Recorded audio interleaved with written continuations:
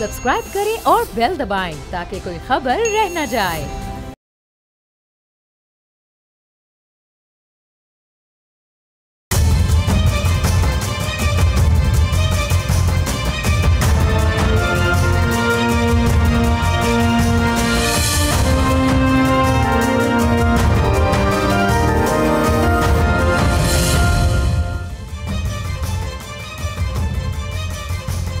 अस्सलाम वालेकुम, आप देख रहे हैं बोल्ड रिपोर्ट्स और मैं हूं बतूल राजपूत। एक तवील ब्रेक के बाद एक बार फिर से तहरीक इंसाफ और हुकूमत के दरमियान मुज़ाकरात की बातें चल रही हैं। मुलाकातों का सिलसिला जारी है। कुछ मुलाकातें लाहौर में हुई हैं, कुछ इस्लामाबाद में होने का इम्कान है। अमरीका से डॉक्टर्स और चंद बिजनेसमैन के आने की भी इतलात मौसूल हो रही हैं। ये बैकडोर राब्ते कितने कामयाब होंगे? तहरीक इंसाफ इस बार कितनी सीरियस है? क्योंकि मुज़ाकरात के साथ साथ एहतजाज की भी बातें हो रही हैं। एहतजाज और मुज़ाकरात दोनों एक साथ कैसे चलेंगे? और इस वक्त ज्वाइन कर रहे हैं सीनियर सहाफ़ी मुजीबुर रहमान शामी साहब। उनसे बात करेंगे मुल्क की मौजूदा सियासी सूरत हाल के हवाले से, और भारत की तरफ से स्टेट स्पॉन्सर टेररिज्म भी हमारा मौजू होगा। बहुत शुक्रिया शामी साहब प्रोग्राम में ज्वाइन करने के लिए। सर, जंग में शिकस्त खाने के बाद अब भारत छुप के वार कर रहा है, बच्चों को निशाना बना रहा है। कल DGISPR ने सबूत भी दिए कि किस तरह भारतीय प्रॉक्सीज मासूम अवाम को निशाना बना रहे हैं। इसका हल क्या है? इस बर्बरियत के बाद तो किसी किस्म की कोई रियायत बचती ही नहीं है। बहुत शुक्रिया आपका। देखें, इसका हल यही है कि दोनों मुल्क जो हैं एक दूसरे के साथ बैठें और जो भी तनाज़ात हैं उनको बातचीत के ज़रिए तय करें। वो मैदान जंग में एक दूसरे के हम पल्ला हैं, और अभी तो पाकिस्तान का पल्ला भारी साबित हुआ है। इंडिया के सारे अज़ाइम खाक में मिल गए हैं, और जो उनकी ख्वाहिश थी और ये इसका इजहार कर रहे थे वो बार बार कि वो टहलते हुए आएंगे और पाकिस्तान को इबरत का निशान बना देंगे, वो तो पूरी नहीं हुई। अब तो पूरी दुनिया जो है उसमें भारत का सर नीचा हो गया है। अब ये समझना कि जंग के ज़रिए से या दहशत गर्दी के ज़रिए से कोई सुकून आ सकता है, कोई अमन बहाल हो सकता है, तो ऐसा मुमकिन नहीं होगा। और भारत जो है मैदान जंग में तो वो हमें शिकस्त नहीं दे सकता। तो दहशत गर्दी जो है अब उसकी सरपरस्ती हो रही है। हमारी सफ़ों में ऐसे लोग घुसेड़े जा रहे हैं जो कि ना दरिंदे हैं, और वो मासूम इंसानों का और मासूम बच्चों का खून बहाते हैं और मासूम शहरियों को निशाना बनाते हैं। तो बहरहाल हमें मुकाबला करना होगा और इंशाअल्लाह हम इनको भी शिकस्त देंगे। ठीक है शामी साहब, एक बार फिर तहरीक इंसाफ के बैकडोर राब्तों की खबरें गर्दिश करी हैं, लेकिन इस बार ये राब्ते हुकूमत के साथ हो रहे हैं। पहले खबर आई कि नून लीग की अहम शख्सियत ने शाह महमूद कुरैशी से मुलाकात की, फिर कल बैरिस्टर गौहर ने भी शाह महमूद कुरैशी से मुलाकात की। क्या तहरीक इंसाफ को फाइनली ये समझ आ गई है कि मामलात हुकूमत से बातचीत से ही से तय होंगे? देखिए, तहरीक इंसाफ जो है खुद कन्फ्यूजन का शिकार है। उसके इमरान खान साहब जेल में हैं, और जो लोग उनके बाहर हैं, जो लीडरशिप उनकी बाहर है, उसके पास फैसले का इख्तियार नहीं है। और जब उनके पास उनको ना लोगों को उन पर एतमाद है, इसलिए हर शख्स अपनी अपनी डफली है और अपना अपना राग है। अभी हमारी वज़ीर आज़म पाकिस्तान से मुलाकात हुई तो वहाँ भी ये सवाल जो है वज़ीर बहस आया। तो हमारे वज़ीर कानून जो हैं आज़म नज़ीर तारक साहब, उन्होंने ये कहा कि हमें जो मुश्किल पेश आ रही है वो ये है कि तहरीक इंसाफ में हम किससे बात करें और किससे मामला करें और किसकी बात को वज़न दें, क्योंकि वहाँ कोई नज़्म कायम नहीं है। हर शख्स जो है वो मुख्तलिफ बात करता है। और उन्होंने कहा कि हमारे तो दरवाजे खुले हैं। जो स्पीकर कौमी असम्बली की निगरानी में जो बातचीत शुरू हुई थी वो खुद PTI ने तोड़ी है। तो जब चाहे कि मुज़ाकरात का सिलसिला बहाल हो सकता है, लेकिन ये भी चाहिए कि PTI जो है अपना नज़्म कायम करे, और जो लोग भी इसके ज़िम्मेदार हैं, जो पार्टी चेयरमैन है इस वक्त और आज़ाद हैं, उनको इख्तियार दिया जाए कि वो मामला तय कर सकें और जिससे चाहे मुज़ाकरात करें और जिससे चाहे मामला करें, ताकि पार्टी की मुश्किलात जो हैं उनमें कमी आ सके और इमरान खान साहब की मुश्किलात भी कम हो सकें। जी शामी साहब, शाह महमूद कुरैशी ने गुज़श्ता तकरीबन 2 साल से वो भी जेल में हैं। वो बार बार कहते हैं कि बाहर मौजूद लीडरशिप इनसे मुशावरत नहीं करती, अपनी मर्जी से फैसले करती है। अब इनसे मुशावरत का सिलसिला शुरू हुआ है, आप इस तब्दीली को कैसे देखते हैं? देखिए, शाह महमूद कुरैशी भी अब ज़ाहिर है सीनियर वाइस चेयरमैन थे। अगर वो बाहर होते और उनको मौका दिया जाता तो वो पेशरफ्त कर सकते थे, लेकिन इस वक्त तो गिरफ्तार हैं। अगर उनको भी रहा कर दिया जाएगा, इस वक्त तो वो अलील हैं, अब एक अमराज क़ल्ब के अस्पताल में ज़ेर इलाज हैं। उनसे उनकी पार्टी के लोगों की मुलाकातें भी हो रही हैं, ज़ाहिर है दूसरे कुछ लोग भी मिल रहे होंगे, लेकिन इस वक्त शाह महमूद कुरैशी इस पोजीशन में नहीं है वो फैसला कौन किरदार अदा कर सके। तो चौधरी परवेज लाई की सेहत भी अब बेहतर हो गई है, वो भी उनकी मजाज कुर्सी के लिए आए हैं, उन्होंने भी मूवमेंट शुरू कर दी है। तो पार्टी के वो प्रेसिडेंट हैं और ख्या साहब जो है वो वाइस चेयरमैन है। तो अगर इनको कुछ काम करने का मौका मिलेगा तो तभी तो बात बनेगी ना। और दोबारा उनको कोट लखपत भिजवा दिया गया। शामिल साहब बात करें। हाँ जी, आप क्या कहा? जी मैं कह रही हूँ कि शाह महमूद कुरैशी को दोबारा कोट लखपत जेल भिजवा दिया गया आज। तो कोट लखपत जिसका मतलब है उनका चेकअप हो गया और दोबारा कोट लखपत चले गए। अब उन्हें ही जमानत में रहा होना चाहिए या उनके जो मुकदमा है वही इसको निपटा दिया जाए। अगर अब सब लोगों को जेल में रखेंगे तो फिर रास्ते कैसे कुशादा होंगे? तो शाह महमूद कुरैशी एक मतवाज़न शख्स हैं और वो उनके अपने मामलात को संभालना भी जानते हैं। उनको मौका मिलना चाहिए था कि वो अपनी पार्टी के मामलात जो हैं उनको संभाल सकते। वो भी खासा वो भी जेल में हैं, बल्कि उनके साथ तो जेल के अंदर तो हमने देखा नहीं है कि कोई उनके साथ कोई राब्ते हो रहे हों या पार्टी के लोग ही उनको मिल रहे हों। अस्पताल में तो आए हैं चेयरमैन उनकी मजाज कुर्सी के लिए, लेकिन जेल में तो उनके राब्ते बहुत कम लोगों से हैं। तो कुछ ना कुछ थोड़ा सा रिलीफ तो देना पड़ेगा। जी बिल्कुल। और जो सलमान अकरम राजा साहब की मुलाकात है शामी साहब, तरफ ले जाना पड़ेगा। वो भी 2 माह के बाद हुई है और गुज़श्ता रोज इमरान खान का राजा साहब की मुलाकात। जी एक नुक्ता ले लीजिए सर। देखिए ना, अब ये इन मुलाकातों में क्या हो रहा है। अब सलमान अकरम राजा साहब सेक्रेटरी जनरल हैं, लेकिन अब ये देखिए कि जब सेक्रेटरी जनरल हो या चेयरमैन हो, अलीमा बाजी कहती हैं कि ये ओहदेदार जो है ये तो सिर्फ एक राब्ते लिए हैं, ये फैसले के लिए नहीं है। तो ये तो फैसले नहीं कर सकते। तो जब इनको फैसले का इख्तियार ही नहीं होगा तो ये किस तरह से मामलात को दुरुस्त कर सकेंगे या आगे बढ़ा सकेंगे?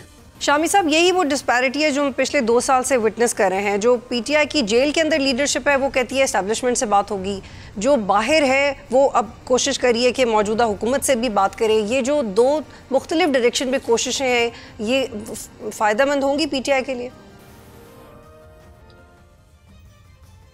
देखिए, एस्टैब्लिशमेंट से तो बात हो नहीं रही। एस्टैब्लिशमेंट तो कहती है कि सियासतदानों को अपने मामला तय करने चाहिए, और सियासतदानों से तो बातचीत शुरू हो गई थी, हुकूमत से बातचीत शुरू हो गई थी पीटीआई की।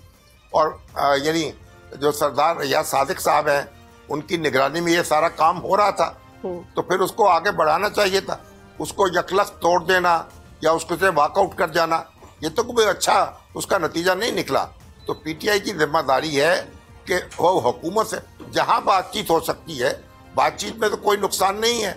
अगर पीटीआई जो है उसको अपनी ताकत पर भरोसा करना चाहिए, अपने वोटर्स पे भरोसा करना चाहिए और एक वादे रास्ता जो है इख्तियार करना चाहिए। ये हंगामा है और अब हंगामा उठाने की और झगड़े बढ़ाने की ज़रूरत क्या है? और शामी साहब, हम ये विटनेस करते रहे कि पिछले 2 साल जब से इमरान खान जेल में है, जब भी मुज़ाकरात की बात होती है किसी नए मौजू पे तहरीक भी शुरू कर देती है पीटीआई। और अब उनकी पार्टी के ज़राए भी यही कह रहे हैं कि अटक में 5 लाख लोग बाहर निकलेंगे। एक तरफ वो मुज़ाकरात की कोशिश कर रहे हैं। तो ये जो आइडिया है ये पॉलिटिकिंग का पीटीआई का कि थ्रेटन भी करें, जैसे अली अमीन गंडापुर ने IMF के मामले में किया, फिर तहरीक भी चलाएं, मुज़ाकरात भी करें, ये स्ट्रैटेजी उनको सूट नहीं करती, but they don't realize this. देखिए, पीटीआई को ये समझना चाहिए कि अभी जो पाक भारत मार्का हुआ है इसके बाद हालात यकसर तब्दील हो गए हैं।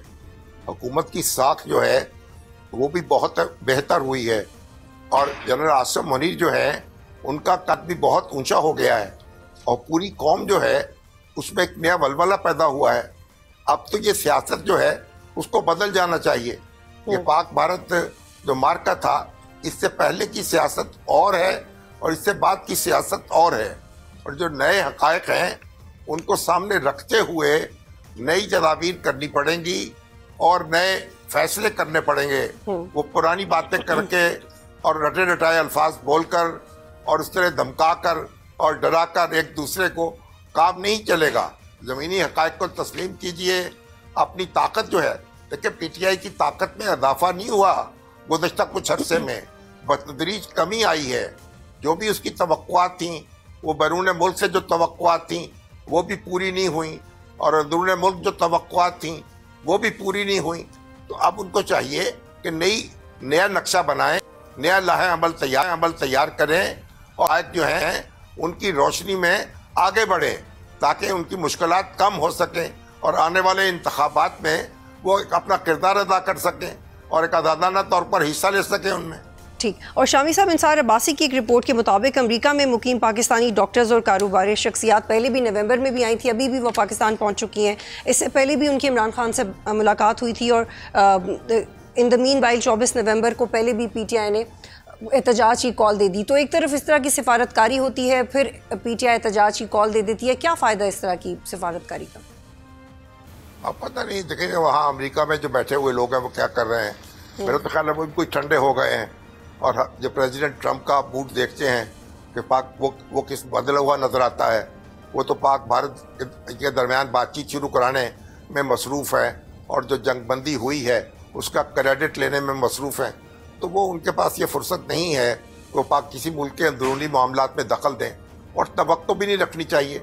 और जो पीटीआई के वहाँ हामी अनासर हैं ओवरसीज़ पाकिस्तानीज़ में, उनको भी मालूम है, वो भी जितनी उनकी गर्मा गर्मी थी उसमें कमी आ चुकी है। तो अब पुरानी लकीरें पीटने से तो कुछ हासिल नहीं होगा। तो नए तरीके से सोचना पड़ेगा, हकायक का सामना करना पड़ेगा, तभी कोई रास्ता बन सकेगा। वगरना तो इसी तरह बस बातें करते, नुक्ते उठाते, धमकियां देते और डरते फिर वक्त आगे गुजरता चला जाएगा और हर आने वाला दिन जो है वो पीटीआई के लिए कोई अच्छी खबर लेके नहीं आता। उसकी ताकत में इजाफा नहीं होता। जो ताकत एक ऐसी चीज़ है जिसमें कमी होती चली जाती है, और ये ताकत ऐसी चीज़ नहीं है कि जो कोई पहाड़ नहीं होता ये कि जो अपनी जगह कायम रहेगा। ताकत तो बढ़ती रहती है और घटती रहती है। बहुत से हमने देखा, अपनी तारीख में देख लें, एक ज़माने में बहुत बड़े लीडर थे और फिर उसके बाद कोई उनकी आवाज़ पर लबैक करने वाला नहीं था। तो ये पॉपुलैरिटी या मकबूलियत जो है कोई मुस्तकिल चीज़ नहीं है, इसमें इजाफा होता रहता है, कमी होती रहती है। और देखना चाहिए कि अब इसमें इजाफा नहीं हो रहा, इसमें कमी होती जा रही है और इसका उनको इदराक होना चाहिए। और शामी साहब, आपने तो दहाइयों सहाफ़त की है, बहुत सारी तहरीक आपने देखी है, तो क्या वजह है आपके एक्सपीरियंस के मुताबिक कि पीटीआई ना तो कामयाब मुज़ाकरात कर पाती है और ना ही एक कामयाब तहरीक चला पाती है? देखिए, पीटीआई तो एक अनोखा तजर्बा कर रही है ना। इससे पहले भी मुख्तलिफ लोग जेलों में रह चुके हैं। आसिफ अली जरदारी साहब भी रह चुके हैं, बेनज़ीर भुट्टो भी रह चुकी हैं, नवाज शरीफ साहब और शहबाज शरीफ साहब भी मज़ा चख चुके हैं कैदोबंद का। मगर उनकी जमातें जो थीं, उनका नज़्म कायम होता था, वो अपने तरीके से काम करती रहती थीं। अभी जो अंदर की लीडरशिप है उसको बाहर की लीडरशिप को जरगमाल नहीं बनाना चाहिए और उसको अपना एक प्रोसेस जो है उसमें अपना सफ़र जारी रखना चाहिए। देखिए, इस वक्त कौमी असम्बली में बड़ी भारी अक्सरियत है पीटीआई की, अपोजिशन की क़यादत उनके पास है। पंजाब असम्बली में अपोजिशन की क़यादत उनके पास है, केपीके में उनकी हुकूमत है, सेनेट में भी उनकी बड़ी काबिल जिक्र तादाद मौजूद है। तो वो एक सिस्टम के अंदर रहते हुए अपना दबाव बढ़ा सकते हैं और अपना रास्ता कुशादा कर सकते हैं। दीवारों पर सर टकराने की बजाय सिस्टम के अंदर रहकर अपना रास्ता निकालने की कोशिश करनी चाहिए, और यही पाकिस्तान की तारीख हमें सिखाती है और समझाती है। ठीक ठीक। शामी साहब, कुछ आपकी भी शहबाज शरीफ से मुलाकात हुई, सिविल मिलिट्री ताल्लुकात के हवाले से जब पूछा गया तो उन्होंने कुछ सोचते हुए कहा कि हुकूमतें तो कल भी ख़त्म हो सकती हैं। चंद माह कबल उन्होंने कुछ वसवसों की भी बात की थी। आपकी असेसमेंट क्या है? शहबाज शरीफ का कॉन्फिडेंस क्या है? शहबाज शरीफ साहब तो मुतमईन है, उन्होंने एक बड़ा मार्का सर किया है। देखिए, पाकिस्तान और भारत के दरमियान जो जंग जो है वो जिस तरह से उससे पाकिस्तान की ताकत में, उसके कद काट में आधा, और पूरी दुनिया में पाकिस्तान, तुर्किया को देख लीजिए, सऊदी अरब को देख लीजिए, मुत्तहिदा अरब अमारात को देख लीजिए, और खुद अमेरिका को देख लीजिए। तो अमेरिका जो है वो भी आंखें बंद करके उसकी भारत की हिमायत नहीं कर रहा। अमेरिका एक तवाज़ुन कायम करने में लगा हुआ है और पाकिस्तान और भारत के दरमियान वो बराबर की सतह पर बातचीत कर रहा है या बराबर की सतह पर उनका तस्करा कर रहा है। तो ये तो एक बड़ी अचीवमेंट है और शहबाज शरीफ साहब समझते हैं कि इससे जहाँ उनके कदकाठ में इजाफा हुआ है वहाँ उनकी हुकूमत जो है वो भी मुस्तहकम हुई है और आर्मी चीफ जो है उनकी तशख्खुस जो है वो भी जमा है। तो उनके लिए तो वो समझते हैं कि हालात बेहतर हुए हैं और साजगार हुए हैं और अब वो अपनी मईशत जो है उसकी तरफ तवज्जो देंगे। आखिरी सवाल ले लीजिए। बेहतर से बेहतर करते चले जाएंगे। जी शामी साहब, नवाज शरीफ के बारे में मैं आपसे बात करना चाहती हूँ। एक तज्जिया ये भी हो रहा है कि जनरल बाजवा ने जैसे माजी में अपनी एक स्टेटमेंट से बड़ा डीमोरलाइज़ किया पाकिस्तानी कौम को और मुल्क को कि हम तो मिलिट्री वाइज इतने इक्विप्ड नहीं हैं, ये तज्जिए भी हो रहे हैं। तो उन पर ज़्यादा तनकीद होनी चाहिए और नवाज शरीफ पे नहीं होनी चाहिए। तो इस कंपैरिजन में जब हमने कल नवाज शरीफ को देखा ऐवान सदर की तकरीब में, आप उनको कैसे असेस करते हैं? क्या वो जो खामोशी थी इस पूरे पीरियड में नवाज शरीफ की, उस पर तनकीद आपको लगता है कि ये जायज़ है या एक्चुअली उनका रिटायरमेंट पीरियड है तो नहीं उन पर तनकीद होनी चाहिए?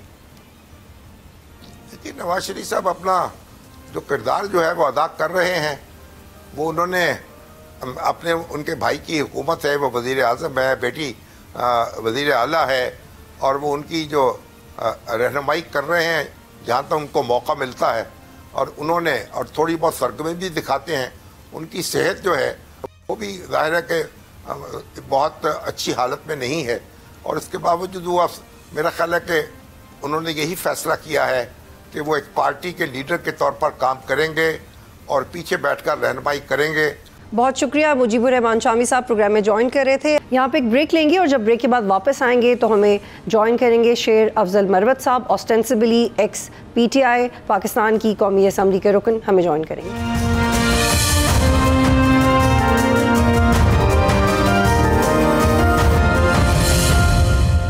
प्रोग्राम में खुशामदीद। हमें ज्वाइन किया है शेर अफजल मरवत साहब ने। मरवत साहब, आपके हवाले से ये खबरें हैं कि आप सियासत छोड़ना चाहते हैं, आप इसकी तस्दीक करेंगे? जी बहुत शुक्रिया। सियासत जो है वो एक जज्बे के साथ और एक जोश के साथ कर रहे थे मुल्क में जमहूरियत की बालादस्ती, कानून की हुक्मरानी और एक बेहतर मुस्तकबिल पाकिस्तानियों को देने की। लेकिन सियासत जो है पाकिस्तान में सियासतदानों ने खुद ही इसको भला गडेर बनाया हुआ है। ये जो आजकल आप देख रहे हैं ना, जमहूरियत का कोई मुस्तकबिल नजर आ रहा है। हम अपने ही पैरों पे कुल्हाड़ियाँ मार रहे हैं, बजाय इसके कि हम सिविल बालादस्ती या जमहूरियत को तकवीयत दें। हम अपने ही हाथों से हर वो काम कर रहे हैं जो आने वाले वक्त में मुस्तकबिल में। तो मरवत साहब, आप किसी और पार्टी में भी तो जा सकते हैं। हमारी अपनी पार्टी की जो सियासत है पाकिस्तान तहरीक-ए-इंसाफ की, वो उससे मुझे बड़ी शदीद मायूसी हुई है। यहाँ पे अफराद जो हैं वो अपने ज़ाती पसंद नापसंद पे जो हैं पार्टी के मफादात के ऊपर अपने मफादात को तरजीह देते हैं। खान साहब जो हैं वो अगर पार्टी में A और B की नहीं लगती है तो बजाय इसके कि वो उनमें तस्बिया कराए या वो सुन के फैसला करें, खान साहब जो हैं जिस तरह मेरा केस हमारा कमराजा साहब डाल दें। ठीक है मरवत साहब, एक सवाल ले लीजिएगा। मरवत साहब जी, मरवत साहब, क्या आप कौमी असम्बली की सीट भी छोड़ देंगे? मरवत साहब, क्या आप कौमी असम्बली की सीट भी छोड़ देंगे? असम्बली की सीट जो है अभी तक तो नहीं कहा गया, लेकिन अगर कभी कहा गया मैं मुंतजिर था, काफ़ी 2-3 माह हो गए मुझे निकाले हुए कि शायद खान साहब जो हैं इस गलत फैसले का एहसास उनको होगा, लेकिन बाद में निकाले जाने के बाद उन्होंने मीडिया मेरे पीछे लगा दिया, पीटीआई, सोशल मीडिया, और उन्होंने कैरेक्टर असैसिनेशन की, यूट्यूबर लगे रहे। तो अगर यही सियासत है इन लोगों के लिए, तो हम नून से लड़े, पीपल पार्टी से लड़े, इदारों से लड़े, अदालतों से लड़े, इलेक्शन कमीशन से लड़े। इन्होंने जो है यानी 1-2 अशखास की खुशनुदी के लिए वो गालम गलोच की, तो लिहाजा इन के साथ जो है अब मुस्तकबिल में मैं सोच भी नहीं सकता हूँ कि इन लोगों के साथ बैठूं। तो फिर आप अपनी उस सीट का क्या करेंगे मरवत साहब, क्योंकि लोग मुतालबा करते हैं कि चूंकि आपने इमरान खान के नाम पे वोट लिया और अब आप तहरीक इंसाफ में नहीं है, लिहाजा सीट भी छोड़ देनी चाहिए। तहरीक इंसाफ की क़यादत से भी कोई सीट छोड़ने का मुतालबा करता है आपसे? नहीं, अगर मुतालबा करते हैं खान साहब, तो खान साहब को तो मैंने नहीं दूंगा। क्या इस सियासत में, देखिए सियासत में लोग इज्जत भी दिए जाते हैं, इज्जत तो बड़ी मतलबी इज्जत अफजाई हो रही है इनके हाथों, अपनों के हाथ, नून से और पीपल पार्टी से क्या गिला। दूसरी बात ये, किसी और पार्टी में ये कल्चर नहीं है, हमारी पार्टी में है। आए दिन कभी चेयरमैन को गालियां देते हैं, कभी वजीर आला को गालियां मिलती है। खालिफीन के पीछे पड़ने के बजाय अपने ही लोगों का, उनको कोई समझाने वाला अगर कोई कहे कि भाई फौज को गालियां मत दो, तो वो कहते हैं जी फलां गद्दार है। तो लिहाजा यहाँ हर एक जो है अपनी सीधी कर रहा है, अपना मकसद निकाल रहा है। ठीक है मरवत साहब, ये बताइएगा कि चूंकि आप ये कह रहे हैं कि जी मरवत साहब, खान साहब जो हैं वो सुनी सुनाई बातों पे फैसले कर रहे हैं, और तमाम लोगों को इल्म है कि पार्टी में मायूसी फैल रही है। अभी सन 2018 से लेकर 2025 तक एक भी शख्स जो है इलेक्टेबल या कोई नामवर सियासतदान पीटीआई में शामिल नहीं हुआ। ये नहीं कि वो शामिल नहीं होना चाहते थे, बहुत से लोग शामिल होना चाहते थे, लेकिन पीटीआई किसी को ले नहीं रही है। गए हजारों हैं, और जितने भी गए हैं पार्टी में जनाब शादियां ने बचते हैं, चलो जी फलां सीट खाली हो गई फलां, तो इस पार्टी में अप्रोच यही हो। ठीक है, और कब तक ये तो सुकड़ रही है। आगे से जो है, जो पार्टी की जो मुज़ाहमत की ताकत थी या जदोजहद की जो इलामत के लोग थे, वो सारे साइड लाइन हो गए। ठीक है मरवत साहब, प्लीज एक सवाल ले लीजिएगा। मरवत साहब एक सवाल लीजिएगा प्लीज, आपको मेरी आवाज आ रही है? 9 मई के बाद ये सारे चुप गए, कोई भाग गए बैरून मुल्क। इनसे तवक्को रखनी है। खान जो है वो बेचारा पड़ा हुआ है जेल में, और आगे से जनाब यादी खवातीन विंग की सदारत से किसी को नवाजा गया, किसी को यूथ की सदारत से नवाजा गया, किसी को ILF की सदारत से नवाजा गया। इन फैसलों ने पार्टी की बैंड बजा दी है, और भी फैसले हो रहे हैं, वो सिर्फ और सिर्फ अशखास को नवाजने के फैसले हो रहे हैं। ठीक है मरवत साहब, आपने चूंकि बार बार पीपल्स पार्टी और PMLN की इनडायरेक्टली तारीफ की है, तो मैं आपसे पूछना चाहती हूँ, आपको कोई ऑफर है उन दोनों पार्टियों से, या आपको लगता है कि आप वहाँ जा सकते हैं, सियासत छोड़ने की बजाय PTI छोड़ें, बाकी किसी जमात में चले जाएं? ऐसा क्यों नहीं सोचते आप? देखिए, मैंने जितनी बुरी जबान उस 9 मई के कड़े दौर में इनके लिए इस्तेमाल की, क्योंकि वो उस वक्त का तकाजा था नून के लिए, नून के लीडर्स के लिए, मियां नवाज शरीफ साहब के लिए या पीपल पार्टी के लिए, और वो मैंने PTI के लिए इस्तेमाल की। तमाम इनके लिए मैं लड़ा हूँ सबसे, बजाय इसके कि वो लोग मुझे जो है तज़हीक का निशाना बनाते, गालम गलोच करते, वही लोग गालम गलोच कर रहे हैं जिनके लिए हम दूसरों से लड़ रहे हैं। आपको है पार्टी के लिए हाँ या ना में जवाब दीजिएगा मरवत साहब, हाँ या ना में जवाब दीजिएगा मरवत साहब, खबर दे दें। आप को ऑफर है पीपल्स पार्टी से या PMLN से? देखिए ऑफर तो है, लेकिन मैंने कहा ना कि सियासत तो हमने सिर्फ खान के लिए जो है शुरू की, और खान तक ही महदूद हैं, सबको मैंने बताया हुआ है। और हमने ये सियासत जो है इसलिए नहीं शुरू की कि जाती कोई मफाद है, एजेंडे हैं। हम अपने रोजगार से भी गए, वकालत का हमारा पेशा था, और उसमें हम बड़ी अच्छी जिंदगी जो है गुजार रहे थे। वो वकालत जो है सियासत। तो फिर मरवत साहब, जब आप इतनी अच्छी जिंदगी गुजार रहे थे, ये आपने बड़ा अच्छा एक रिवायती सा जुमला बोला है मरवत साहब। जी मरवत साहब, ये आपने बड़ा अच्छा, आपको मेरी आवाज़ आ रही मरवत साहब? ये आपने बड़ा अच्छा बोला कि बड़ी अच्छी ज़िंदगी गुजार रहे थे आप।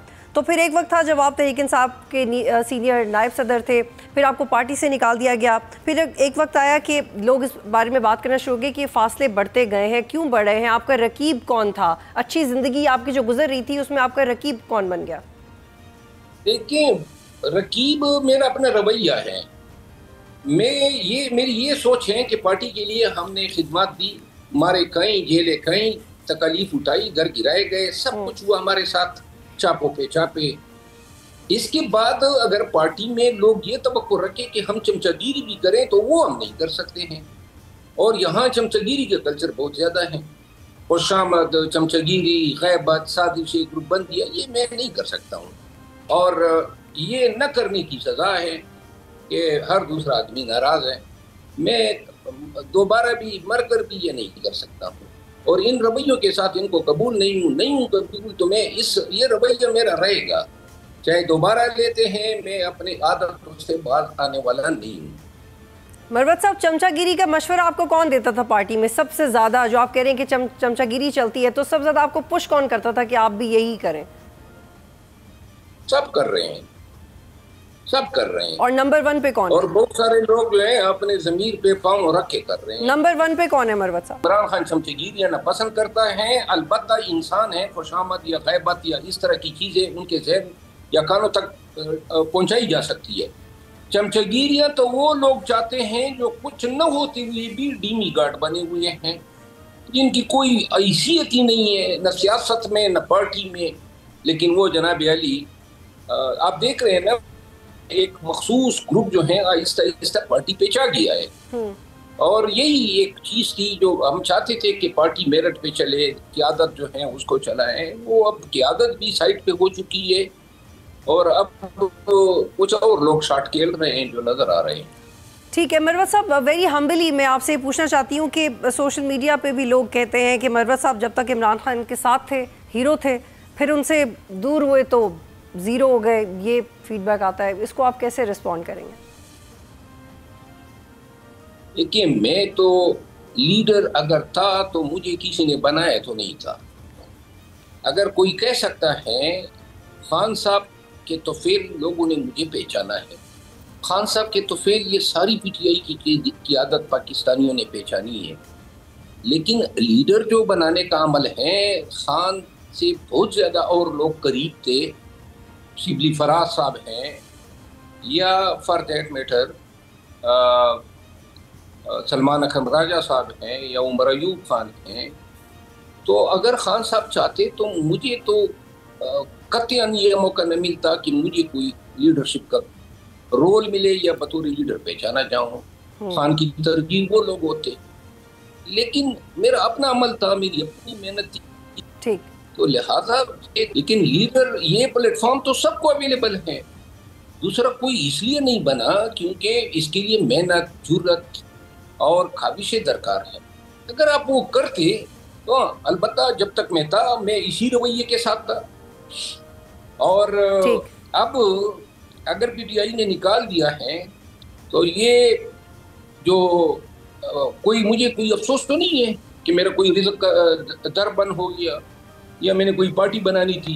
ठीक है Marwat sahab, please I hold you here. Marwat sahab please I hold you here. और तहरीक इंसाफ की एहतजाजी हिकमत अमली की तरफ बढ़े है, और आज से 7 माह पहले भी आपने गुफ्तगू की थी और आपने कहा था कि 24 नवंबर का एहतजाज किसी वजह से नाकाम हुआ तो मोमेंटम गेन करने के लिए 6-7 माह दरकार होंगे। और 24 नवंबर एहतजाज के बाद भी वही हुआ, वही गलतियाँ हुई जो आपने पहले क्या था, जो आप पहले फोर्सी कर रहे थे।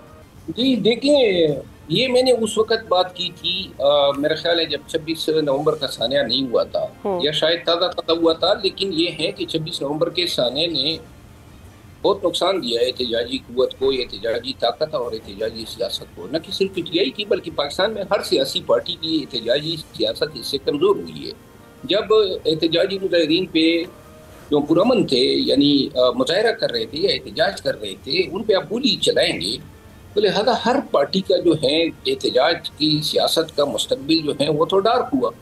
या तो आप गोलियां खाने आएंगे, गोलियां खाने के लिए कौन आता है, और रियासत का रवैया तो इस तरह नहीं होता है। तो मैंने ये कहा था कि एहतजाज जो है वो बड़े ही तरीके से करना चाहिए था। उस वक्त जब एहतजाज आया 26 नवंबर को, खान ने फैसला किया जी, कुछ लोगों ने कहा संगजानी पे बैठते हैं, कुछ ने कहा जी हम 26 पे बैठते हैं, कुछ ने कहा डी चौक जाएंगे। पार्टी में डिसिप्लिन सियासत में उस वक्त आता है जब जहां पे जरूरत होती है उस वक्त लीडरशिप को चाहिए था एक ही फैसला करके। ठीक है मरवत साहब, ये आपने बहुत एक अहम नुक्ता उठाया। मरवत साहब, मैं आपको यहाँ पे रोकूंगी प्लीज।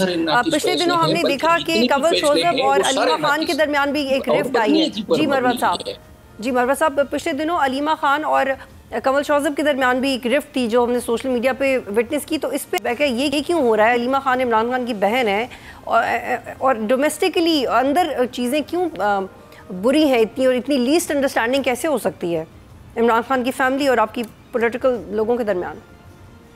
देखिए,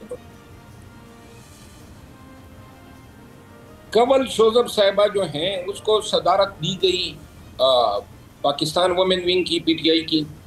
अगर कोई एक शख्स से कोई रिकॉर्ड करेगा या कोई लीक करेगा, पहले तो ये अमली गलत है।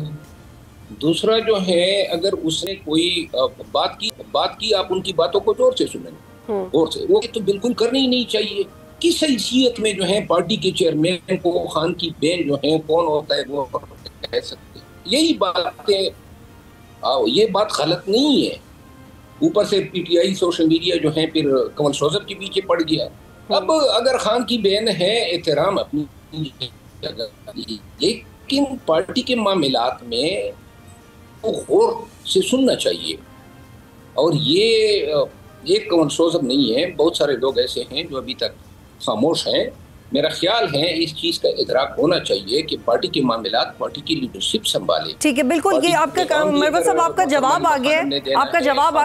सलमान अकरम राजा ने भी कहा है कि हर तहसील से चंद सौ लोग निकले, इतने कम लोग निकल रहे हैं तो इससे इनकलाब नहीं आता। वो ट्विटर की स्पेस में गुफ्तगू कर रहे थे। 1200-1500 लोग एक्चुअली निकल रहे हैं, लाखों पीटीआई चाहती है। इस तरह सड़कें ब्लॉक कैसे करेंगे? गलत है। 1200-1500 लोग किधर निकले हैं? लाखों लोग निकले हैं। ये हजरत तो आई ही नहीं, उनको इल्म होता, इनको इल्म होता। ये बेसिकली ज़बानी तौर पर इनकलाबी बनने की कोशिश करते हैं। अमली तौर पे जो है ये वो जो मुर्गियां पकड़ने के गेम के लिए ज़्यादा सूट है, वो शायद मुर्गियां पकड़ सके ये जो मुकाबले होते हैं। लेकिन ये अवामी एहतजाज, सियासत, ये इनके बस की बात नहीं है। ये 1-1.5 माह में किसी को नज़र नहीं आएंगे। जी, आपने देखा कि शेर अफजल मरवत साहब हमसे बात कर रहे थे और मेरी कोशिश थी कि मैं जान सकूं कि क्या वो रिवाइवल कर सकेंगे अपने रिलेशनशिप का पीटीआई के साथ या किसी और पॉलिटिकल पार्टी में जाएंगे। तो वो अनक्लियर नज़र आए और डिसहार्टेड भी नज़र आए कि वो नहीं चाहते कि वो किसी पॉलिटिकल पार्टी का पाकिस्तान में हिस्सा बने। और ये एक फैक्ट है कि उनके ऑफर्स ज़रूर है। इस वक्त पाकिस्तान तहरीक-ए-इंसाफ की जो सियासी हैसियत है वो अपनी जगह पे बिल्कुल कायम है, लेकिन पिछले 14-15 दिनों में पाकिस्तान जिस डायनेमिक से गुजरा उसका बिल्कुल भी पाकिस्तान तहरीक-ए-इंसाफ ने उसको गोल्डन अपॉर्चुनिटी नहीं सीखा, उसमें से नहीं निकाली। डिप्लोमेटिकली, डोमेस्टिकली क्या कर सकती थी, वो इस्टेब्लिशमेंट के साथ किस तरह इंगेज कर सकती थी, किसी भी अपॉर्चुनिटी का फ़ायदा नहीं पाकिस्तान तहरीक-ए-इंसाफ ने उठाया। अगर पाकिस्तान तहरीक-ए-इंसाफ चाहती तो ये क्लियर कर सकती थी कि उसमें वो ग्रुप बंदी नहीं है जो ख़बरों में आ रहा है, उसमें वो कन्फ्यूजन नहीं है जो ख़बरों में आ रहा है। कुछ और अहम सवालात ये इसके साथ साथ उठते हैं कि अगर पाकिस्तान तहरीक-ए-इंसाफ तहरीक चला रही है और वो डराने धमकाने की बातें कर रहे हैं, पाकिस्तान के IMF के साथ रिलेशनशिप ख़राब करने की बातें करें, तो दूसरी तरफ वो कौन से डायलॉग हैं जो इमरान खान कह रहे हैं कि जेल में बैठ के मुझे करना चाहिए। और कल भी जब हम इस पर बात कर रहे थे तो एक नुक्ता उठा था कि ये वक्त की ज़रूरत है, ये मुल्क की ज़रूरत है कि नेगोशिएशंस होनी चाहिए। अडयाला जेल से आवाज़ आती है। ऑन दी अदर हैंड जब हम DGISPR की फ्रीक्वेंट प्रेस कॉन्फ्रेंसेस देखते हैं तो यही जवाब आता है कि या तो आप सियासी तौर पर इंगेज हों या फिर इंगेज नहीं करें। मैं ये बात बार बार दोहराती हूँ कि 10 मई ने 9 मई को खा लिए।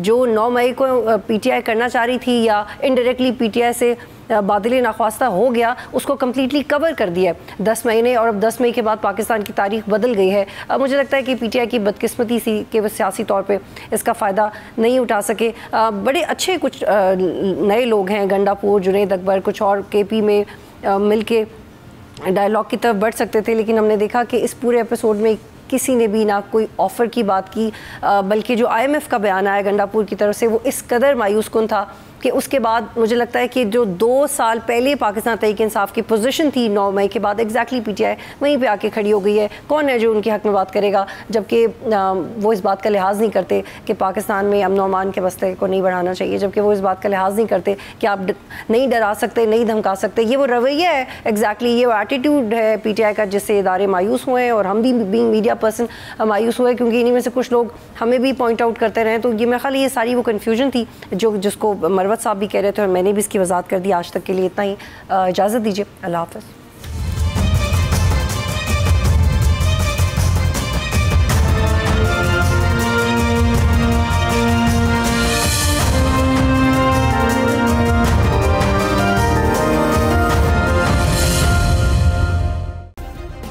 सब्सक्राइब करें और बेल दबाएं ताकि कोई खबर रह न जाए।